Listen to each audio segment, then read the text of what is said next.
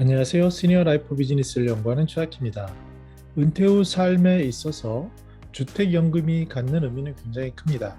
오늘부터 주택연금에 대해서 살펴보도록 하겠습니다.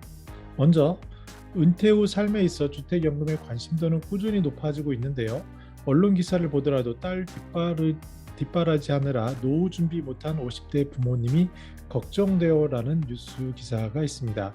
이런 것들은 어렵지 않게 찾아볼 수 있는데 아무래도 소득 활동 기간이 끝나고 소득 공백기인 61세에서 국민연금 수령 전까지는 주택연금 수령이 쏠쏠할 수 있다라고 전문가들은 이야기하고 있습니다. 한국보건사회연구원의 주택연금의 노후 빈곤 완화 효과 이런 보고서를 보면요. 다층의 노후소득 보장 체계에서 주택연금이 미래 지향적인 역할을 하고 있다라고 강조하고 있습니다. 먼저 우리나라 노인의 경우 OECD 가입국의 소득 구성과 비교해 볼 때 여전히 근로소득의 비중이 상대적으로 가장 높은 수익입니다. 반면 유럽 선진국들의 경우에는 젊을 때부터 세금을 통해 형성된 공적 이전이 노인 소득 구성에서 차지하는 비중이 상대적으로 높은 것을 알 수가 있습니다. 우리나라의 다층 노후소득 보장 체계를 살펴보면요. 소득원 관점에서는 이제 공공에서 도와주는 공공부조인 기초생활보장, 공적연금인 국민연금, 또 기초연금과 국민연금, 특수직역연금, 사적연금에 속하는 퇴직연금과 개인연금, 또 비연금으로는 소득으로는 근로사업 재산소득 및 사적 이전 소득 이렇게 들 수 있는데 끝으로 실물 자산을 활용한 주택연금 그리고 농촌에서는 농지연금 이런 것들이 있음을 알 수 있습니다. 연령 집단별로 나눠보면요. 시장의 소득을 보면 60세를 전후로 급격히 줄어드는 것을 알 수 있습니다. 아무래도 근로소득이 이제 일자리에서 퇴직하고 은퇴되는 이런 부분 때문에 반영이 되는데요. 반면에 소비라는 것은 그렇게 소득이 줄어든 것만큼 급격히 줄어들진 않습니다. 구체적으로는 자녀 양육에 관련된 것과 뭐 교육비 이런 것은 줄겠지만 의료비가 느는 그런 구조를 보이고 있는 것이 노년의 삶이라고 할 수 있습니다. 소득에 있어서 60세 전후에 근로소득 비중이 많이 줄어드는 걸 볼 수 있고요. 반면에 그 공적 이전의 비중이 느는 것을 알 수 있습니다. 사적 이전, 즉 가족이나 이런 데서 얻는 그 지원받는 용돈이라든지 이런 것도 늘지만 그 증가폭은 고령일수록 높고 최근에 신노년층인 액티브 시니어 이런 쪽일수록 저연령일수록 줄어들고 있는 그런 추세를 엿볼 수 있습니다. 연령 집단별로 보면 지출에 있어서는 나이가 들수록 지출 수준이 줄긴 합니다. 다만 이를 비중으로 볼 때 60세를 전후해서 식료품비, 그리고 주거비, 의료비 이렇게 세 가지가 노년의 삶에 있어서 상대적으로 늘어나는 그런 것이라고 우리는 말할 수 있습니다. 가구주의 연령 집단별 거주주택 보유 현황을 보면 60대에서는 약 70%가 자기 집을 자가율을 보이고 있습니다. 75세를 넘어서서는 비중이 점차 줄어들어서 약 54%까지 떨어지는 것을 알 수 있는데요. 거주주택이 있다고 하더라도 빈곤한 것. 여기서 빈곤은 우리나라 전체 가구원 수를 균등한 값에서 딱 중간값, 그러니까 중간가 50% 미만 젊은 사람들 특히 소득이 많은 사람들도 많이 있겠죠. 그래서 이 중간값에 못 미치는 것을 빈곤이라고 정의하고요. 이랬을 때 주택이 있지만 이 빈곤 중간값 50%에 못 드는 분들이 전체 노인 중에 약 12%를 차지합니다. 반면 거주 주택이 없다, 집이 없는데도 빈곤하지 않는 비율은 전체 노인의 약 27%, 그런 빈곤한율은 27% 정도가 되고 있습니다. 거주주택의 보유 여부가 큰 차이는 없이 상관없이 전체 노인 인구의 약 24% 정도는 빈곤하다라고 말할 수 있습니다.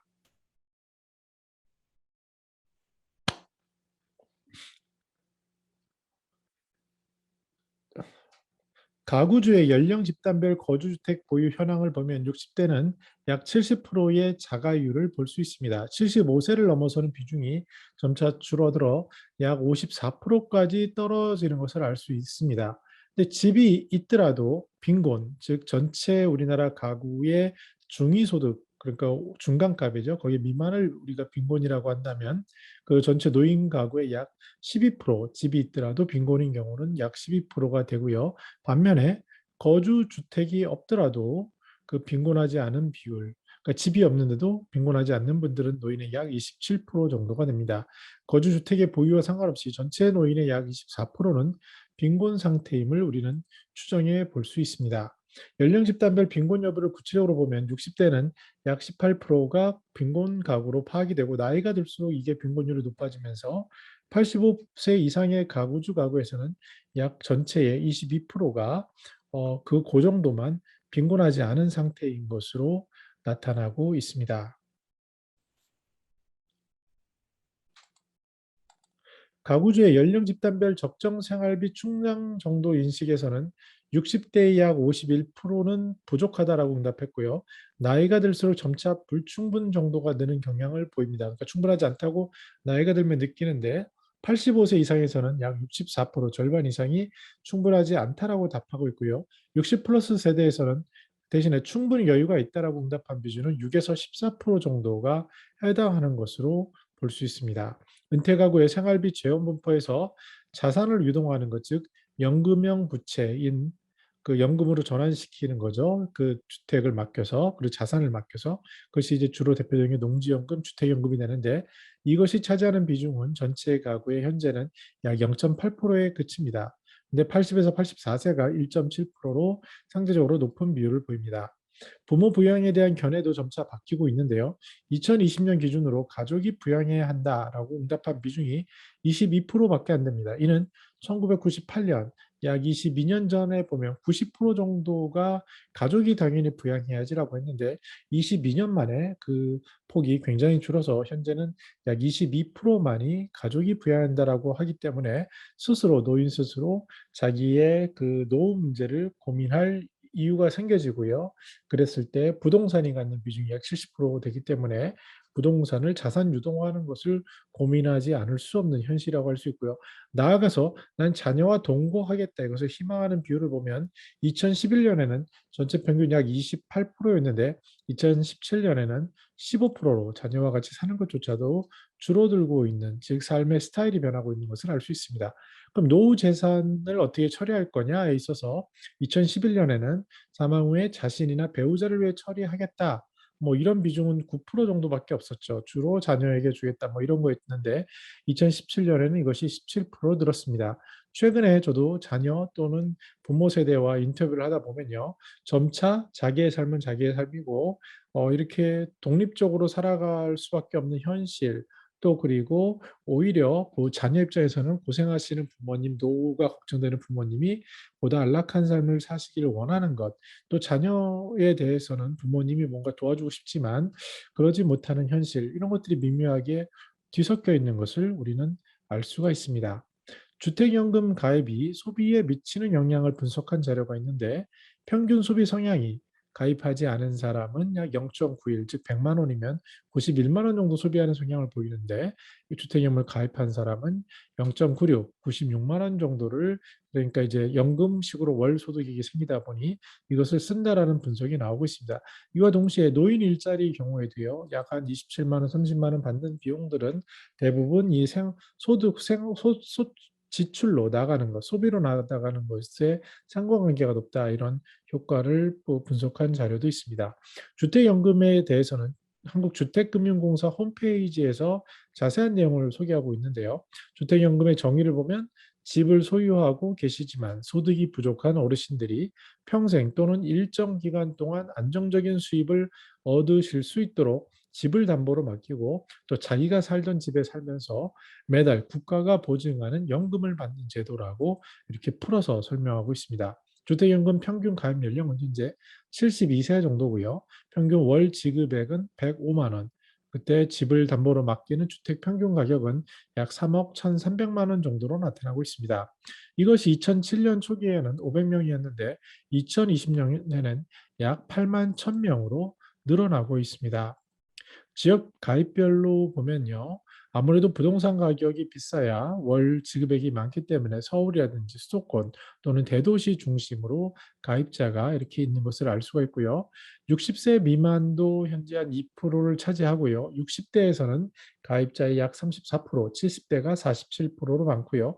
80 플러스 세대도 17%를 차지합니다. 성별로 보면 부부가 약 59%, 또 독신녀, 아무래도 여성 인구가 남성보다 한 6년에서 7년, 8년 더 사신다고 하니까 그 비중이 34%, 독신남이 7%, 또 그리고 이렇게 해서 두 분 독신녀, 독신남을 합치면 독신의 경우 1인 가구죠. 그 경우도 41%가 주택연금에 가입되어 있습니다. 아무래도 자녀 입장에서 봤을 때 부모님께서 혼자 사시는데 집 하나 덜렁 가지고 계셨을 때 이분들보다 안락하게 살 수 있는 방법으로 주택연금을 추천하는 그러한 것들이 엿보이는 대목이라고도 할 수 있습니다. 주택연금 연령 및 세대 구성별로도 보면요. 고령화와 함께 점차 독신 여성의 비중이 늘어나고 있다. 이것을 이 표를 통해서도 우리는 엿볼 수 있습니다. 주택연금의 예상 연금 조회는 한국주택금융공사 홈페이지에서 찾아볼 수 있는데 크게 이제 두 개로 나눠볼 수 있습니다. 초기에 증가하는 것, 즉 3년, 5년, 7년, 10년까지 쭉 늘었다가 그 다음에 좀 주는 방향.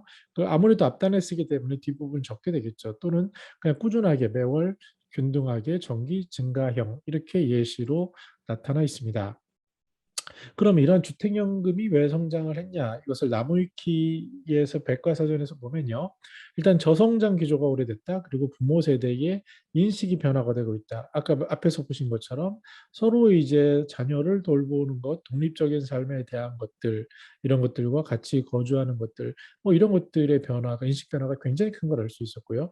또 주택 가격이 정체되는 그런 전망 등이 기초가 됐다라고 얘기를 하고 있습니다. 그런데 최근에는 부동산 가격이 상승을 했죠. 그래서 주택연금 제도 초기에는 생각하지 못한 이슈들이 등장하고 있는데 가장 대표적인 것이 바로 주택을 상속해야 할 때, 그때 이제 만약에 그 뭐 배우자가 있는데 배우자는 연금을 받아야 되는데 자녀들이 그 지금 현재는 상속자 전원의 동의가 있어야 돼서 그 연금 수급권 승계가 불가능했습니다. 바로 직전까지는. 근데 이제 이것이 가능해져서 연금 수급권이 자동으로 배우자에게 갈 수 있게 이렇게 개선이 되고 있고요. 또 주택연금의 제도 개선은 아주 꾸준히 이루어지고 있습니다. 바로 수요자들의 관심도 높아지고 특히 이제 주거 안정이라는 복지 정책의 근간이 되다 보니 여기에 대해서 여러 가지 개선이 일어나고 있는데 말씀드린 연금 수급권의 배우자 자동 승계 그리고 압류 방지 일정 금액 이하일 때는 그 압류 방지가 되는 통장 제도 그리고 또 주택 일부에 대해서 전세를 준 단독주택도 그 가입이 가능한 형태의 모델 이런 것들이 모색되고 있습니다. 특히 이제 주택연금이라는 것은 한국주택금융공사법 이 개정에 따라서 변할 수 있는데요. 지금까지 주요 개정의 방향을 보면 처음에 한 것은 가입 주택가가 가격 상한이 있었죠. 그것이 이제 시가 9억 원이었는데 공시지가 9억 원으로 함으로써 실질적으로는 뭐 시가가 약 12억, 10에서 13억 정도 수준으로 올라가는 그러한 상방을 완화시키는 효과가 있었고 두 번째는 가입 대상의 주택 유형에 있어서도 이제 주거 목적 오피스텔도 이제 포함이 되는 것.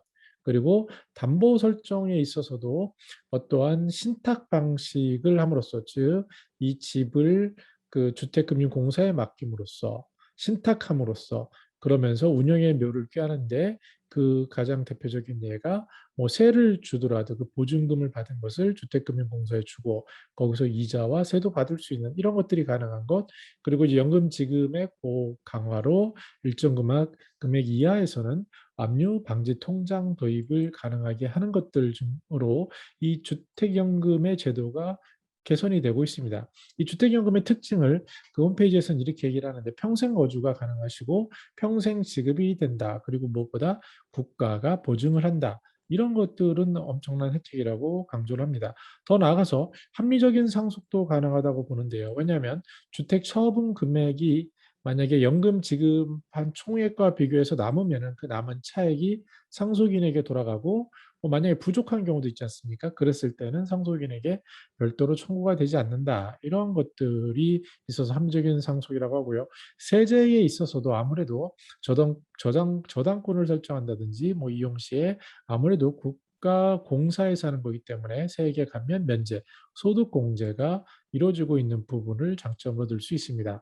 보증 기한인 경우에 종신이라는 것이 좀 매력적이죠. 그래서 소유자 그리고 배우자가 사망할 때까지의 그 종신 보증을 하고요. 다만 주의할 것은 이용 도중에 이혼을 하신다든지 재혼의 경우 이럴 때는 그 약간의 제한 또는 변경이 필요함을 주의할 필요가 있습니다. 주택연금에 주는 효과를 보면 먼저 개인복지적인 차원의 효과가 있는데 즉 노후 생활자금이 아무래도 우리나라는 앞에서 보신 것처럼 그 공적 이전이 선진국 OECD 선진국 대비 좀 상대적으로 적습니다. 그래서 이러한 그 부족한 부분들의 안정생활을 하기 위해서 실제로 강조한 게 있는데 국민연금 같은 경우도 전체 노인의 40% 정도에 그치고요. 또 노령연금의 평균 그 수령액이 52만 원이니까 최소 노후생활비를 1인 기준으로 108만 원을 했을 때 여전히 한 60몇만 원이 부족한데요. 그래서 이런 것들을 뭐로 채울까? 근데 노인들은 주로 주거 자가율이 한 70% 되니까 이런 분들을 위해서 그런 효과들, 개인 복지적인 측면이 있다. 그리고 금융 정책 면에서도 주택연금을 하게 되면 대출을 이용하지 않고 생활자금을 받을 수 있다. 그리고 이제 주택담보대출도 주택연금으로 전환함으로써 가계부채에 대한 부담감, 안정화, 절감 효과도 있다라는 것을 그 효과로 보여주고 있습니다. 또한 경제적인 측면에서도 앞에서 말씀드린 것처럼 소비 활성화에 도움이 되는데 한계 소비 성향이 0.96, 즉 100만 원이 지급되면 96만 원 소비가 증가함을 의미되는데 다른 공적연금이 약 0.76 그리고 근로나 사업소득이 약 0.61, 즉 근로로 번 100만 원 중에 소비로 되는 것은 61만 원 정도라는 것과 지금 주택연금의 96만 원의 차이는 비단 나이가 들어서 수입이 적어서 한 부분도 있지만 이것이 주는 월 매달 주는 그 연금의 효과 때문에 소비에 있어서도 조금 소비 진작의 효과가 있다라고 얘기하고 있습니다. 그러면 주택연금 같은 것이 꼭 공공기관인 한국주택금융공사에서만 있느냐? 그렇진 않습니다. 물론 그 유사한 상품이 있는데 민간에서는 이것을 우리가 잘 아는 영모기지론이라고 합니다. 근데 영모기지론은 여러 가지 좀 차이가 있습니다. 먼저 신청 자격에서 연령 제한이 좀 있죠. 그리고 이용 기간에서 확정된 기간, 종신이었지 않습니까? 주택연금 그렇지 않고요. 또 그리고 기간 종료 후에 대출 상환 의무 이런 것들이 발생을 하는 거죠. 그런데 주택연금은 그렇지 않았고요. 또 경매 후에 손실이 발생하면 주택연금은 원칙적으로 가입자에 청구하지 않지만 민간 영모기지로는 가입자의 다른 재산에 대해 재산 채권을 행사하죠. 그리고 보증에 있어서 주택연금은 정부가 보증한다는 큰 차이점을 둘 수가 있습니다. 미국에서도 이런 비슷한 상품이 HECM이라는 게 있습니다. 근데 이것은 큰 차이에선 도입 취지에서 차이를 보입니다.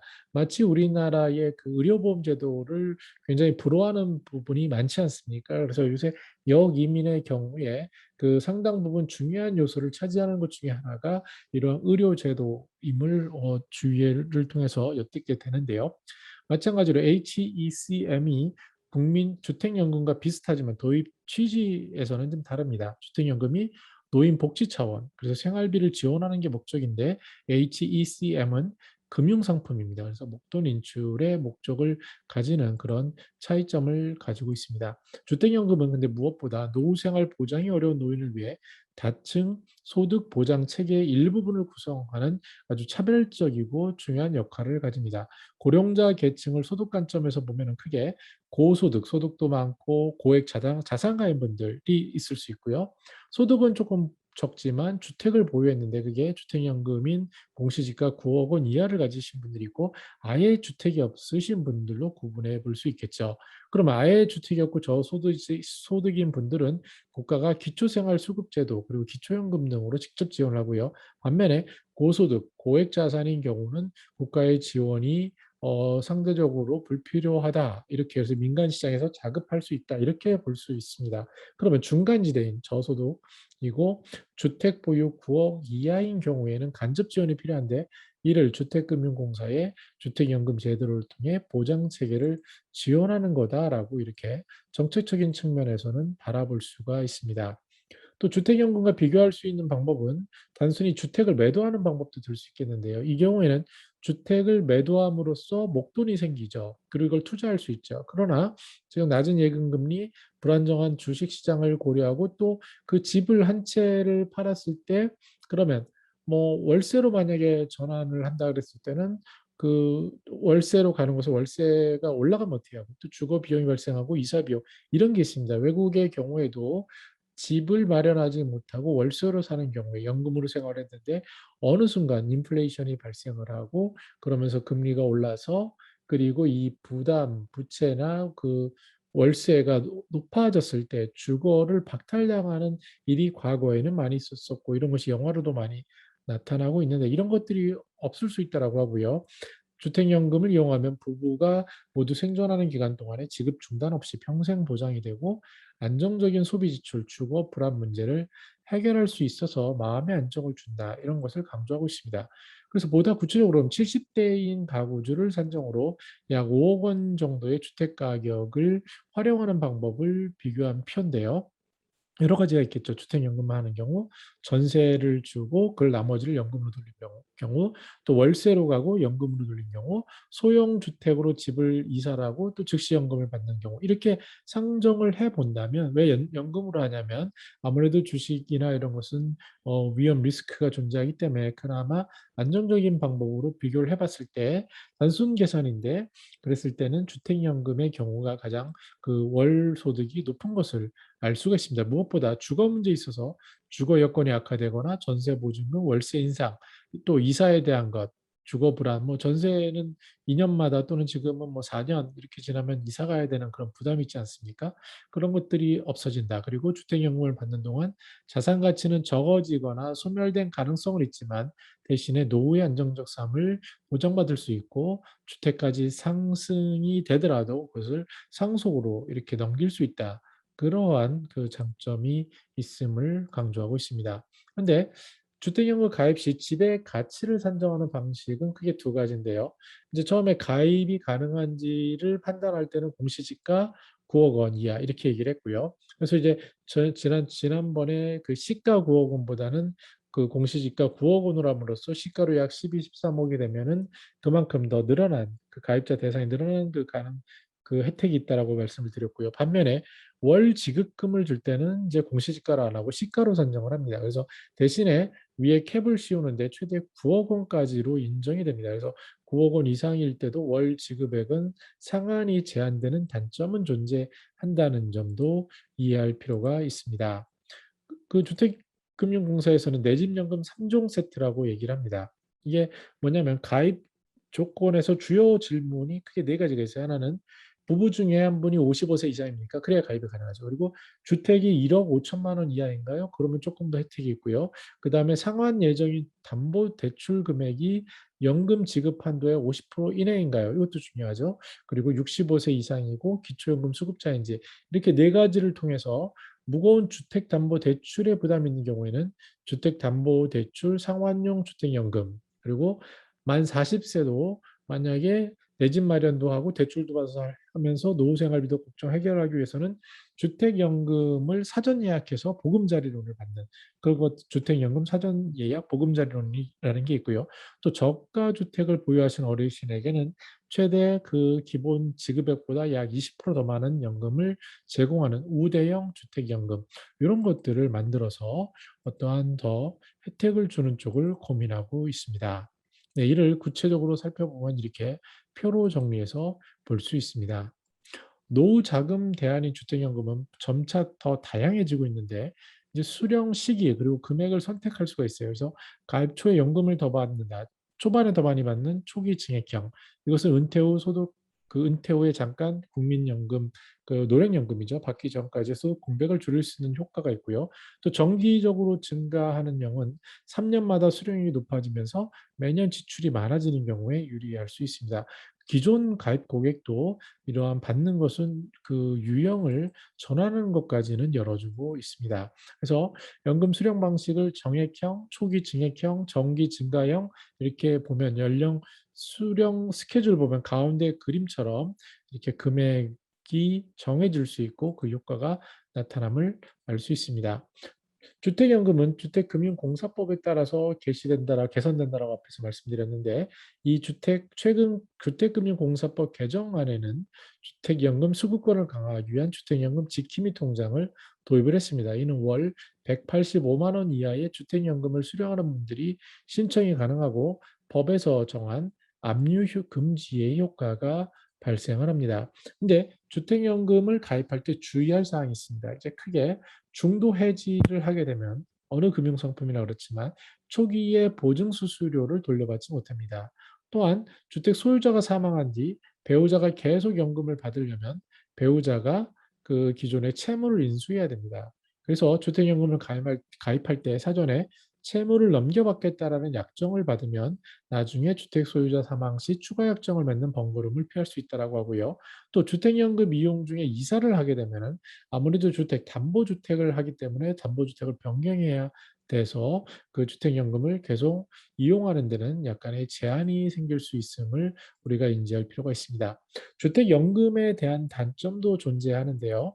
그 무엇보다 가입 시점에 연동해서 주택가액이 기준금액이 됩니다.